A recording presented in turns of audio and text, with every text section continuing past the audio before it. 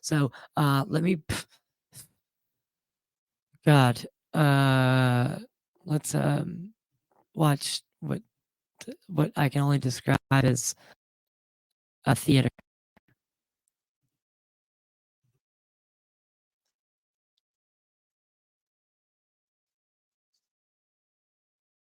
What So are you referring to? I think we're talking about the ones that your this is clients Corey Good. released. Okay. So you're saying the time when my clients, after you filed the lawsuit against my clients released a video online that you believe caused you harm, and you believe that was 2020, right before Christmas, not 2019. Is that correct? I believe so. So he's suing someone. Okay. for Anything else using- about your testimony that you wish to change Corey. or add? Is that a no? No. Okay. Because if you remember anything else, you understand you're free to add it in now. That's fine, right? And Correct. Okay. Before we went off the record, we talked about a few things. I want to make sure that I don't so miss something. Earlier, you mentioned instead of bitching and complaining to the community or having things get out, you prefer to go to someone straight to where the problem is instead of making things public. Is that right? Yes. And so instead of using social media, you prefer to do that in private, any issue resolving, right? I think it's at Yes. like 1:30. Would it be true to say that you've never used social media to evidence that you found that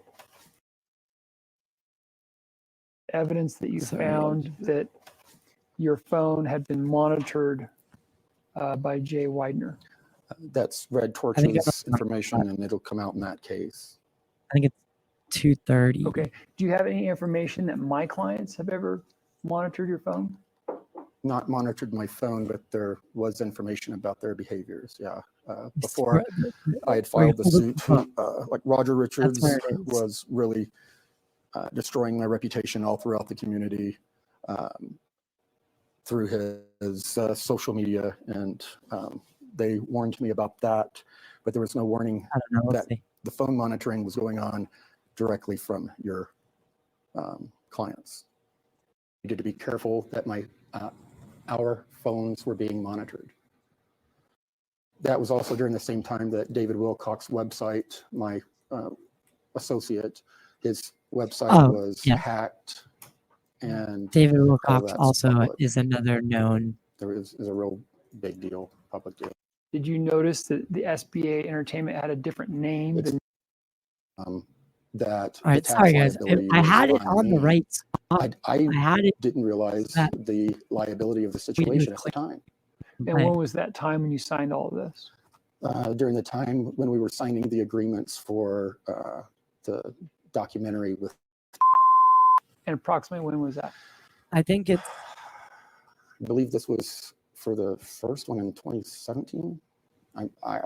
I guessing is really difficult I guess on it's- these things. It's all blends together. And you understand guessing means you're saying something that you knew nothing about, like you telling me how many vacations I went on last year. You have no idea. That's your definition of guessing? That's guessing.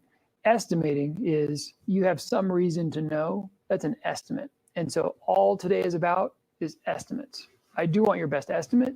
Okay, You may- if I can't give a best estimate, then what do I tell you? You just say it was a I don't know. No, you say if you ever had a reason to know. For example, you're saying probably around 2017.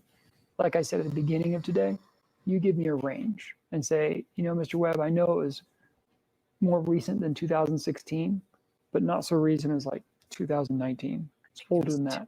So you give me an estimate based on what you remember. Is that fair? It is. Okay. So when you sign these tax documents to have the money go into one account, even though the work was. Yeah, I think it's 2:37. And it was against my will. I did not want to sign that, and you made me do it. No, it was kind of in a CDs as it was for 1091, right? it was supposed to be the same agreement on all income coming in Here for it is. the Sorry, DVDs and It was all the live 1:37 stream for distributions. some reason. We agreed that This is exactly where it should have been. What other agreement would not be lawful and ethical Sorry, that was other than to give the original stakeholders the percentage that they're entitled to? Because they weren't just told that they were going to get the 20, whatever the percentage was from the DVD. They were all under the impression that the movie, all sales. So we're going to have to go over the documentation we had with them, obviously. We're going to have to bring in ufoX, who is the guys at ufoX. And wait, can you not hear this? they were very concerned about the contract after they had it sent to one of their attorneys. And that's what caused them to call me quietly and to tell me to be careful of these two, that they were worried that they didn't want to get too specific, but they were worried about the rights of the picture. They had spent a ton of time writing the treatments. Roger didn't write it. Leon didn't write it. You know, they wrote it, and I sat there with them on the phone and helped them write it. So they sent in and registered with the Writers Guild those documents with all three of our names on them because they didn't trust Leon. And these other names were who?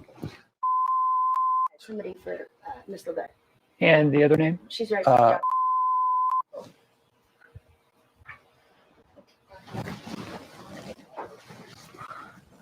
Classy.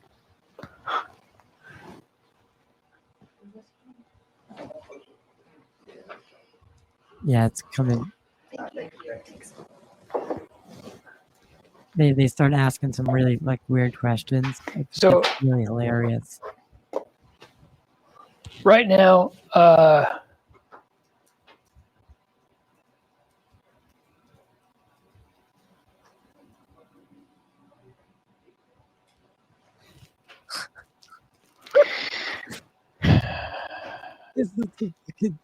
So funny. you've made claims to some people that sometimes you have memory issues, right? Sometimes. And you call it temporal dementia? No. What do you call it? My father had temporal dementia. That's what he passed away from. What's up with the glove? What I One glove had said is that a lot of people that had the experiences that I had developed temporal dementia. I did not ever say that I had it. And the memory issues I had were related to PTSD, and those memory issues decreased and went away as I came off of the medication and was no longer being treated for PTSD, which was through 2016 or 2015, the end of 2015. What medications were you on back then? I have to get that to you. I don't remember. Yes. Like, didn't you used to take Anavar without a prescription? I took from Gaia. I had a bunch of, the shoulder surgeries and everything that I described. He got it for me because of my extreme atrophy, and I took it for 3, maybe 4 months. The atrophy went away, and I no longer took it. When you say he got it for you, that was without a prescription? Without a prescription. Okay. So it was, some of that was from fighting with aliens? Never. That they were worried that they didn't want to get too specific, but they were worried about the rights of the picture. They had spent a ton of time writing the treatments. Roger didn't write it. Leon and help because they didn't trust Leon. And these other names were who? So we have to get to the point. These little Arts. but you? Well, yeah. Well, they're communicate with them but you? Movies and video games out of. So you're saying that no one else can communicate with them but you? Well, yeah. Well, they're my spirit guides. They came from me. And so you're saying Anshar is unique to you. No one else can communicate to them but through you. Let's see, Anshar. Or just answer my question. It's in my franchise Bible. It is my creation. I'm a content creator. Understand? Whether I have my life stories mixed with some drama, which I've always made public as well, and in this book. Do you remember my question? This Do you is have my question where, in mind? this is Yeah. where it goes What is my real question? crazy. The Anshar are a creation. Not my question. My question is, can anyone else communicate to Anshar To something I created? other than through you? That's something I created. That's something I trademarked? That's part of my trademark? No. Okay, so the only people who can communicate to Anshar are you, correct? It's a part of my meditative process. Okay. If someone wants to create up a meditative process where they're talking to the Anshar, there's nothing that stops that, and they will believe it, and that will allow them in their higher self to connect. It's a tool. So someone else could connect to Anshar as well and have an experience with Anshar as well. If they imagined it so, but if they decided to go out and do a television show about it or write a book about it, they might have a problem. But can't Well, they have their own? see? They couldn't write about their own experience. We may have a problem. Their own experience with something, I mean, okay, it would be the same as a Star Wars character. No, but if someone else has an experience or had a meditative state, can't So they you get to communicate the and 20 talk back. about their The big part of it experience? is a 20 Well, backstory of They can communicate and where he talk about went whatever they on a want. This is mission. America. Sure. But if they went out and said, So it basically says that he went on this 20 and back program where he goes for a 20-year mission and comes back and does an age a day. And that is similar to what apparently Jason Sands is saying and said the 20 and back program. But this guy owns the trademark to that whole thing. So this is a deposition about that, and it was public, obviously. So it kind of blew his spot up. That he added lies to his story, embellished aspects of it, purely created other aspects of it, but he was marketing it as his full, true experience. And I mean, Wilcox is the same way. that Han Solo was giving them information in their dreams or in their meditations, and they started writing books about it, guess who's going to come and sue them? Uh-oh. So you're saying that this Anshar, it's real, it exists as far as you're concerned, and that you communicate with Anshar, correct? It is a meditative tool that I use. And a lot of my... You're not answering. I am answering your question. Is if you it just hold real on. or not? It is not physically real. It was created by me as a part of my meditative practices. Do you communicate with something named Anshar? In my meditations, I use the Anshar as like an avatar to communicate and gather different information. Avatar being real and independent from you, or part of you? It would be it depends on how you view a person, their higher self.